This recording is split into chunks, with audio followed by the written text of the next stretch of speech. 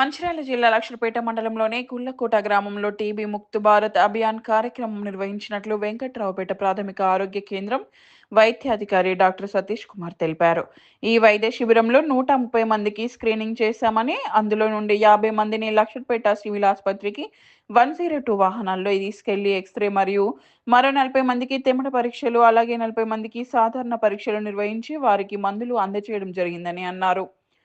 కేంద్ర రాష్ట్ర ప్రభుత్వాలు ప్రతిష్టాత్మకంగా నిర్వహిస్తున్న టీబీ ముక్త్ భారత్ అభియాన్ కార్యక్రమం మంచిర్యాల జిల్లాలో జిల్లా వ్యాప్తంగా ఒక షెడ్యూల్ ప్రకారం నిర్వహిస్తున్నామని, ఈ కార్యక్రమం యొక్క ముఖ్య ఉద్దేశం క్షయవ్యాధిపై ప్రజలకు ఉన్న అపోహలను ఈ వైద్య శిబిరంలో అవగాహన కల్పించినట్లు డాక్టర్ సతీష్ కుమార్ తెలిపారు.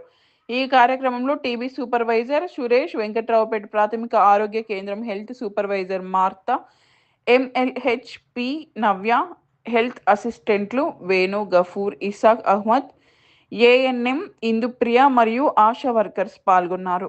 మరియు గౌరవ డిఎంహెచ్ఓ అండ్ మా పిఓ సుధాకర్ నాయక్ సార్ గారి ఆదేశాల మేరకు టీబీ ముక్త్ భారత్లో భాగంగా ఈరోజు ఇక్కడ టీబీ క్యాంపు నిర్వహించడం జరిగింది గుళ్ళకోటలో.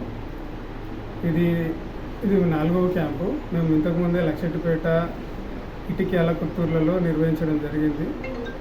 ఈరోజు 120 మంది పేషెంట్లని ట్రీట్మెంట్ చేయడం జరిగింది. దాంట్లో 40 మందిని స్పుటమ్ కప్స్ ద్వారా వాళ్ళకి తెమ్మట పరీక్షలు నిర్వహించడం జరిగింది.